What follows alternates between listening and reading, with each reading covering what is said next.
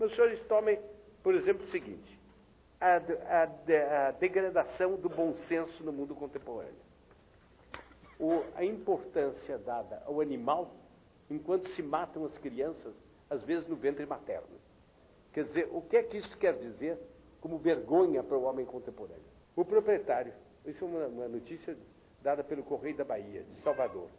O proprietário de um cão condenado à morte por tirar a vida de um poodle pediu clemência a um juiz, dizendo que o animal mudou seu comportamento e que merece uma segunda oportunidade.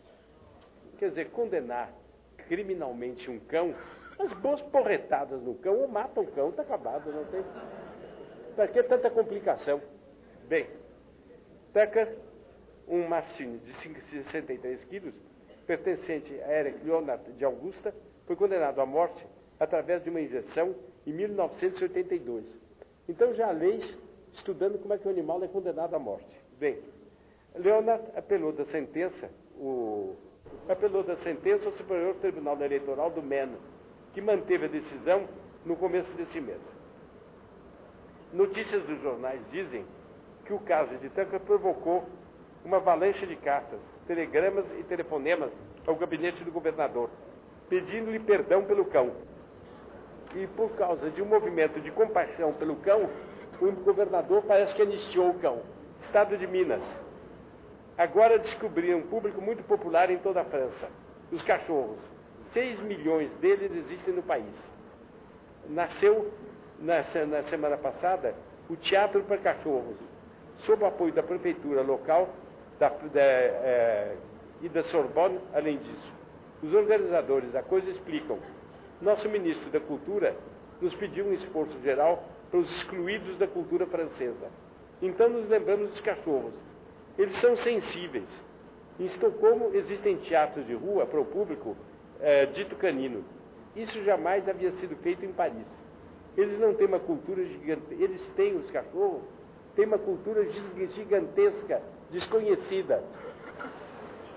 Um lado primitivo fantástico. Fizemos para eles uma peça mista. Os seus donos podem participar. Quem atua é gente, mas se o cachorro resolveu transmitir sua reação ao público, é bem aceito. Então vem explicando que há modos de interpretar a reação do cachorro e que, de acordo com esses modos de reação, vai modificando a situação da peça e que os cachorros são representantes da peça. Vocês compreendem? É demência em estado puro. Bem, The Sydney Heron, de Sydney. O senhor fulano de tal ficará dentro de uma jaula no zoológico de Sydney, como se fosse um animal, para mostrar que os humanos são iguais aos outros animais. Ele usará a antiga jaula do gorila, no qual será substituída a placa com o nome do animal por Homo sapiens. E outra, não dê comida, para não dar para o homem. Ele será tratado pelo encarregado dos animais e o gasto previsto será de $200 por semana. Ele terá telefone e, se alguém doar, ele terá um computador dentro da jaula. Bem, isso são coisas que antigamente passariam por tais manifestações de loucura que se tornariam impossíveis. Não, mas o bom senso está gasto. E todo mundo pode fazer as coisas mais dissonantes do bom senso que não tem diferença.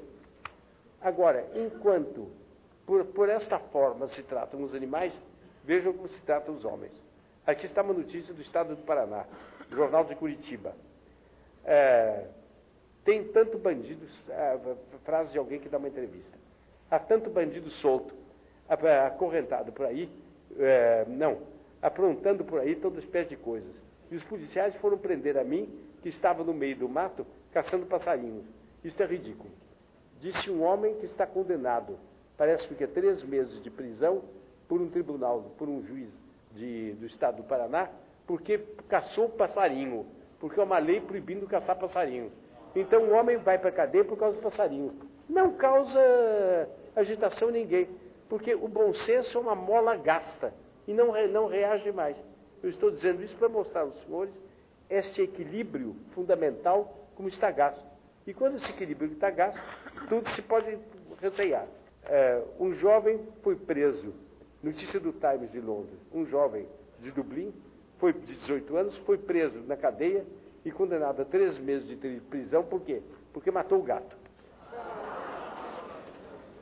Se esse jovem tivesse casado e tivesse contratado com médicos a morte do próprio filho, ele não seria solto. Ele teria um subsídio do Estado, ao menos em muitos países. Em Guayaquil, Equador, e em Nice, na França, abriu-se um hospital, um restaurante de grande luxo e super especializado para cachorro.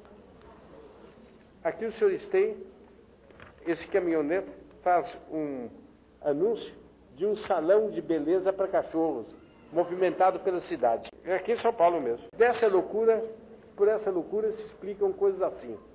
Estando na Austrália, o príncipe Charles, herdeiro do trono, se encontrou com uma moça que tinha uma torta na mão e perguntou a ele, com muito timidamente, se ele tomaria mal que ela jogasse essa torta na cara dele.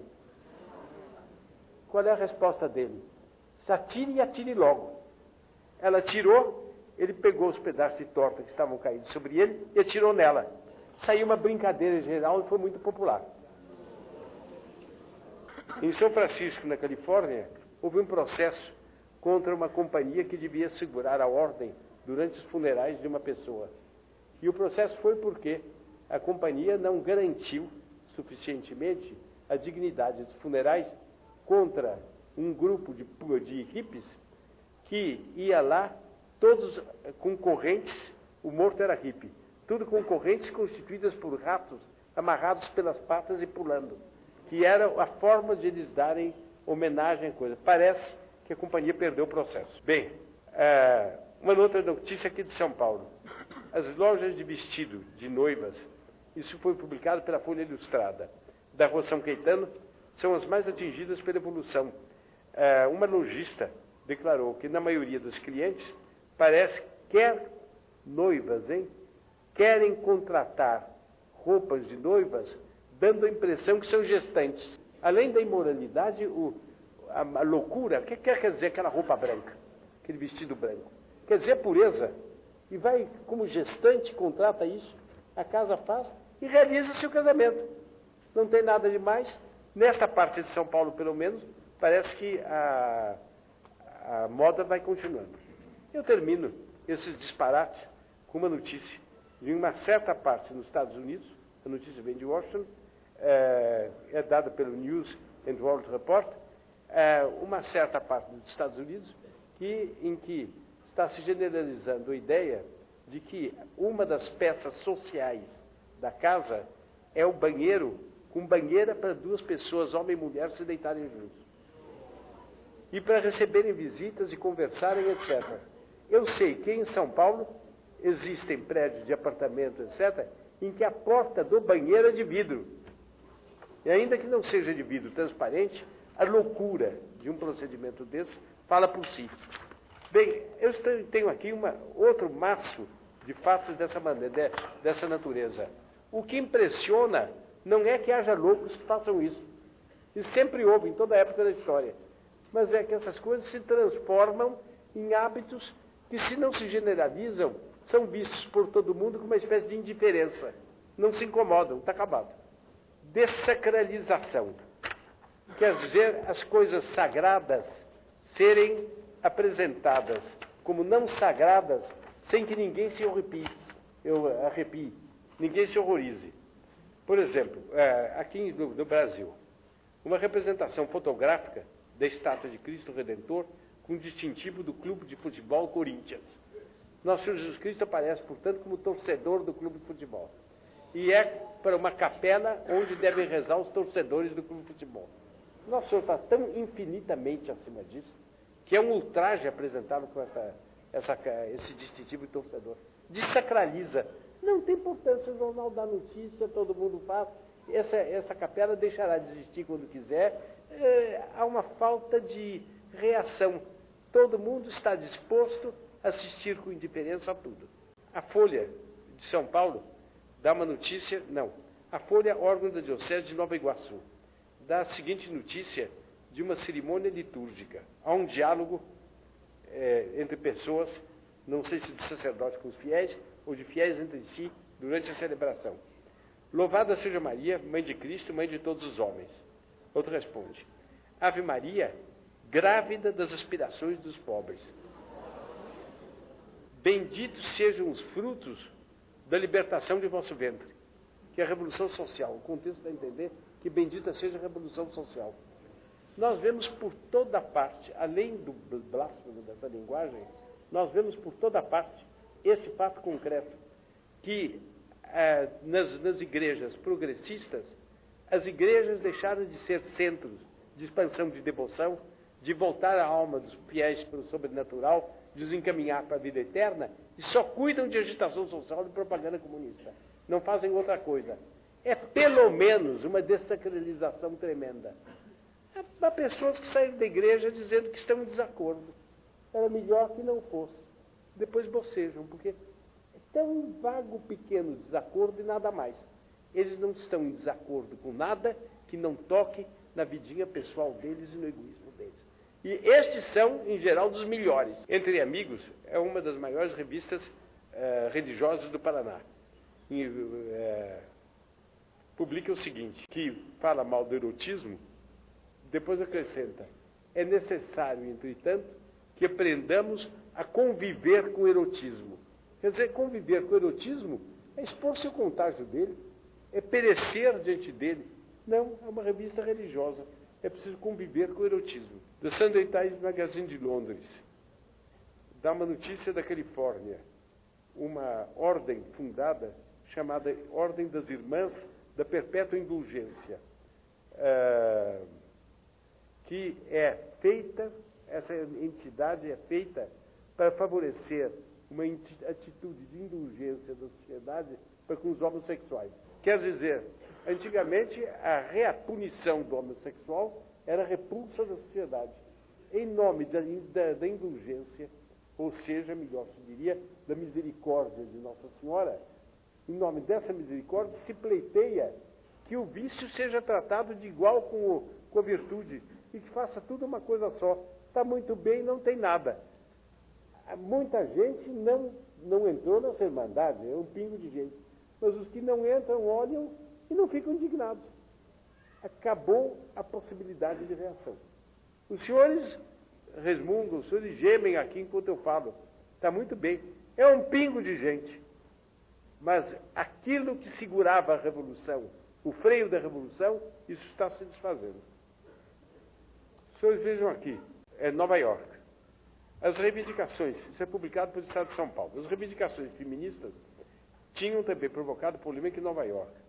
Por exemplo, uma estátua que representa Jesus crucificado sob forma feminina. O que é que se pode dizer de uma coisa? Nós não sabemos o que dizer.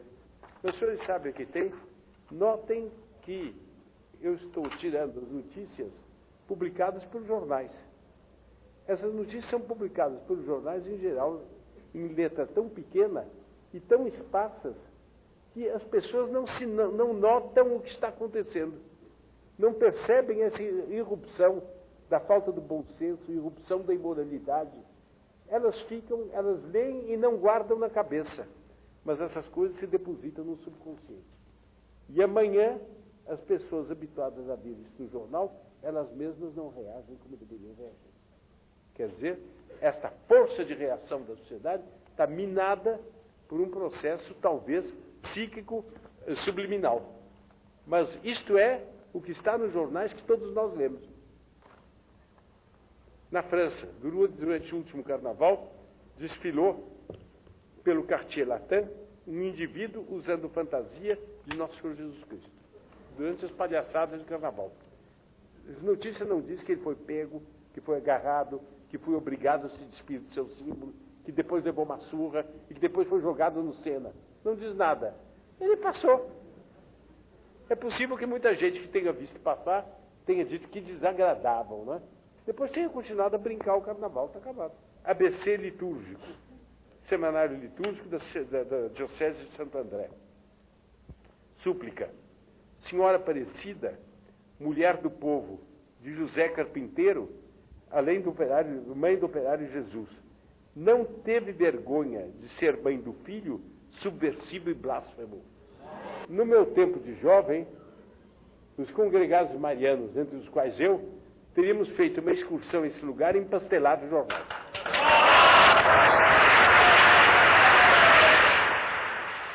Die Stimme des Glaubens. A voz da fé. Em alemão é isso. A voz da fé. Jornal de uma revista de uma cidade de importância média na Alemanha, Ravensburg. 3 de maio de 83. Jesus e as instituições religiosas estão arrastadas pela lama na cidade de Munique, a capital católica da Alemanha, a gloriosa cidade de Munique, República Federal Alemã. Há 3 semanas é apresentado nessa cidade um filme intitulado O Fantasma. O Fantasma é o Salvador Jesus Cristo. Conteúdo. A superiora emprega Jesus como garçom de bar do convento. 2 policiais bêbados exigem que Jesus lhes sirva a eles.